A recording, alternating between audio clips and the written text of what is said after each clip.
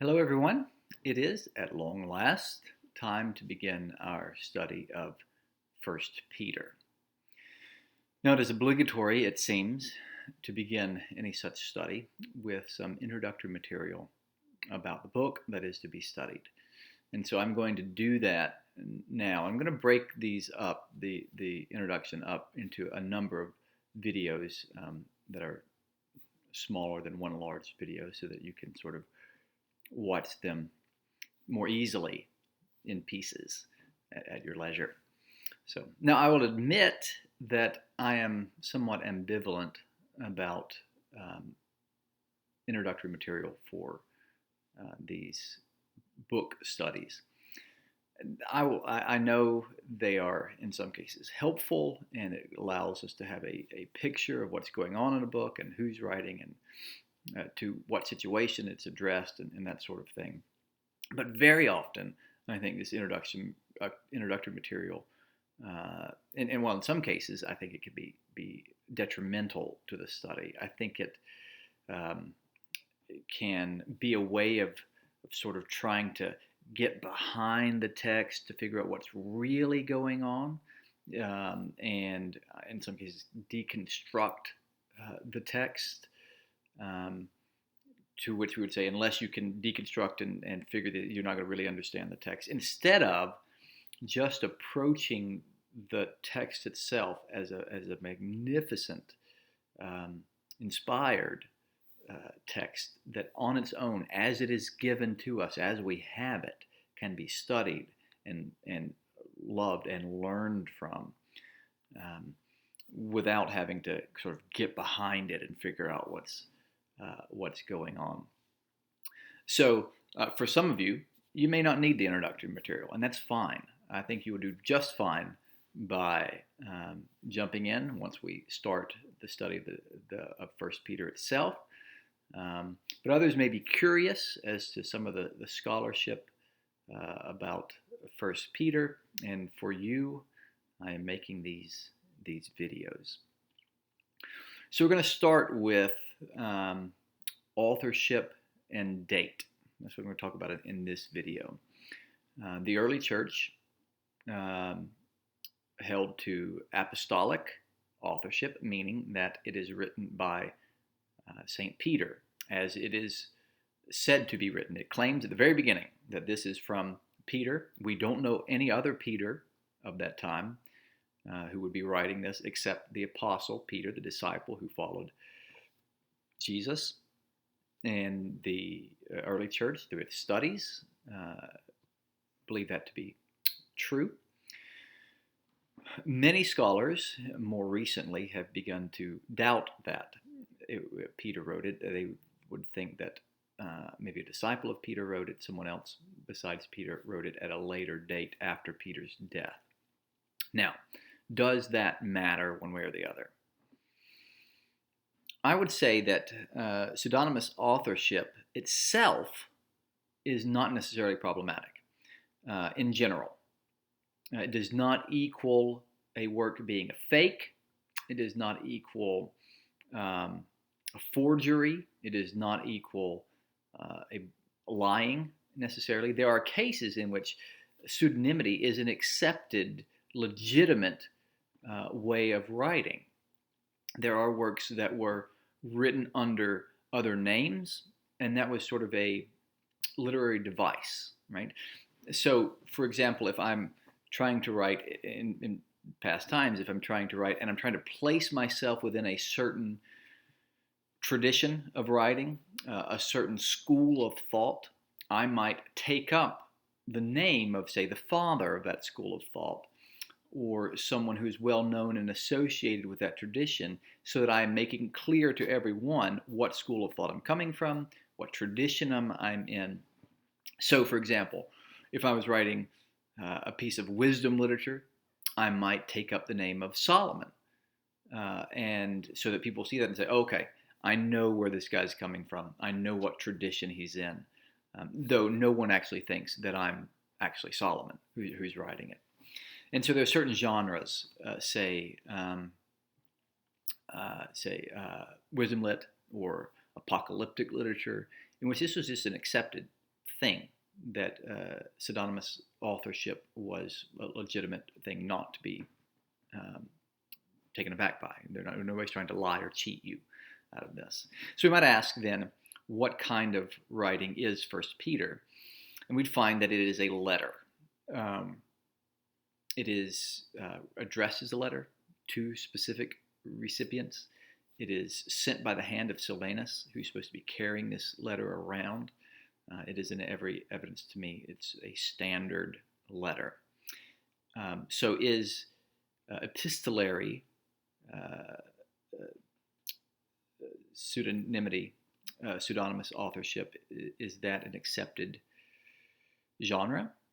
To which we would say probably not.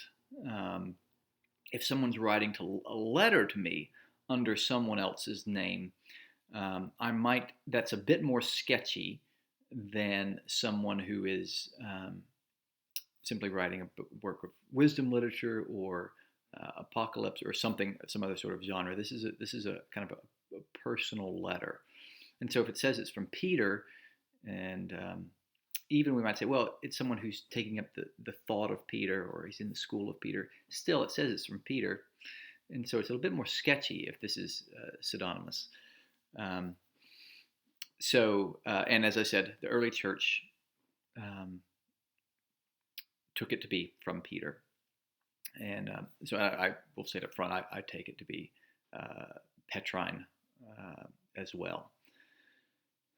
So what is it that scholars hinder scholars from believing it's from Peter? What reasons do they give? Well, there's a number. I'll list three of the main objections that are often given. One, the Greek is too polished. It's too good to be written by someone we know who was uneducated, from Galilee, a fisherman. Peter himself could not have written Greek this well. Two, one of the major themes, as we'll see later, of the letter is suffering, and in some cases, intense suffering. It refers to fiery trials. And it is thought that this sort of intense suffering, these fiery trials, don't come until after Peter's death. We look at the persecutions under Domitian or Trajan, which come late 1st century, early 2nd century. And these, it said, fits more the theme of suffering and persecution in 1 Peter than anything that would have happened during Peter's life. Therefore, it was written by someone after Peter died. Thirdly, it is often said that the letter evidences a dependence on a worked out Pauline theology. So Paul's theology was written in his letters. It was disseminated and sort of worked out over time. And this Pauline thought would not have had time to be disseminated, to be worked out during Peter's life. And so this sort of sophistication of theology and Pauline thought would have been received by someone after Peter's death, and then put forth in the letter of 1 Peter later, after Peter would have died.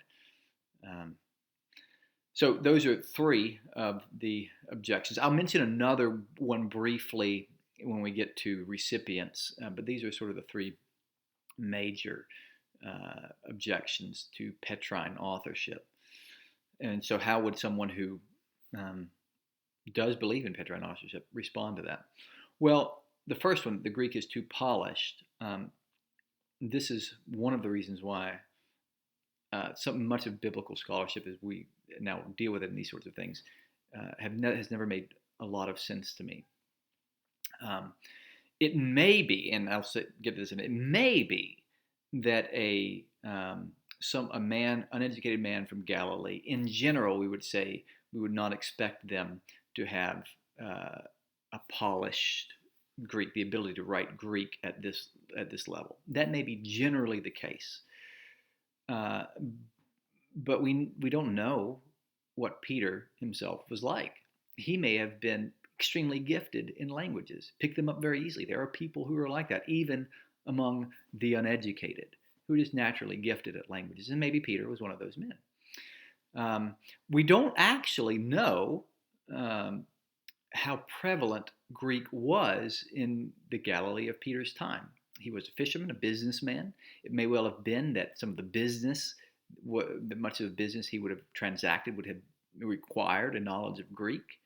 Of course, that would have been business Greek. But he's not been a fisherman for quite some time by the time he writes his letter. Decades, in fact, most likely. So there would have been plenty of time for him to have learned Greek, and indeed opportunity. We know he traveled. We know he wound up in Rome. He probably dealt with, though he was the apostle to the Jews, he would have dealt with some of the Hellenized Jewish people, and knowing Greek would have been of great benefit to him. So there would have been time, even if he didn't already know it, to have learned it. And as I said, maybe he was particularly gifted at Greek. Also, as we noted, the letter was carried out by Silvanus. There's no reason to think that if he wasn't particularly gifted in Greek, that he didn't have an amanuensis, someone to edit his letter before he sent it out, who he would have given free rein to make it more readable, polish it up before he sent the letter on. So there's many reasons to think that it's quite possible that an uneducated fisherman from Galilee could have written a letter that was in good Greek. Beyond that, Karen Jobes, the author of a commentary, one of the commentaries I'll be using in the study, argues that in the Greek itself, though it is indeed somewhat polished, there are evidences of constructions and linguistic devices that are used that are indicative of someone who is indeed using Greek as a second language, and in fact, whose first language may be a Semitic language, as Peter's would have been. So there is evidence that it is not necessarily a native Greek speaker in the text itself. The second objection is suffering discussed or depicted in the letter would have been that of the persecutions that come after Peter's death. Well, the suffering that it talks about in the letter itself is not specific. It refers to fiery trials, but it doesn't refer to a specific persecution.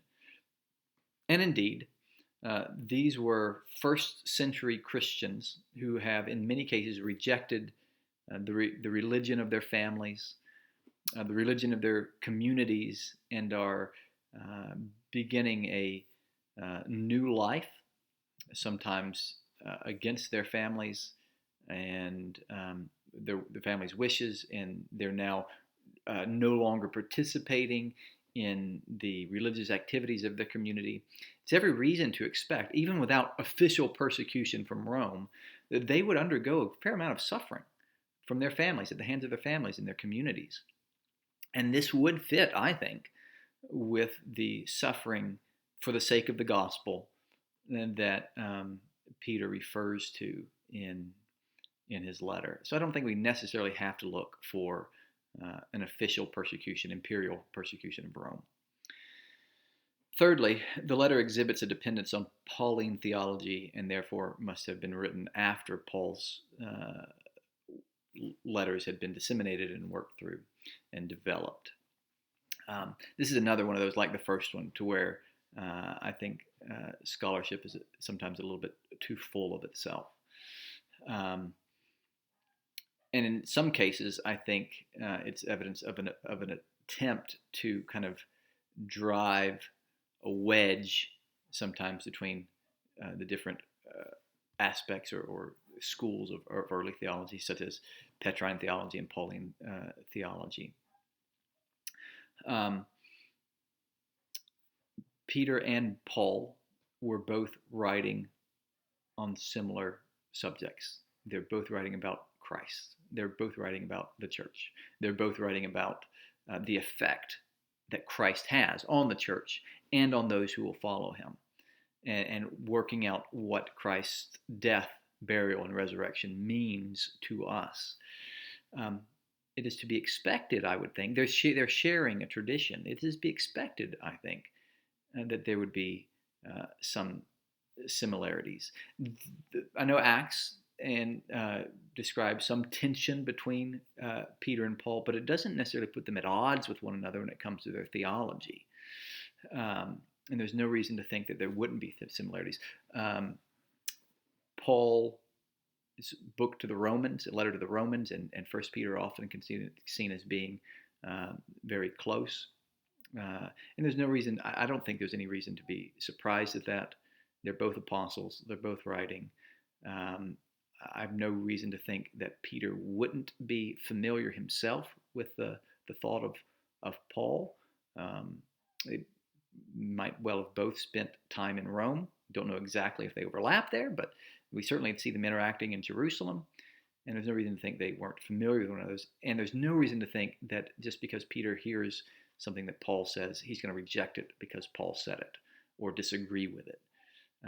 So I'm not necessarily put off by similarities between Peter and Paul, nor think that Peter, the theology of Peter, is dependent on Paul having worked it out first before Peter gets to it.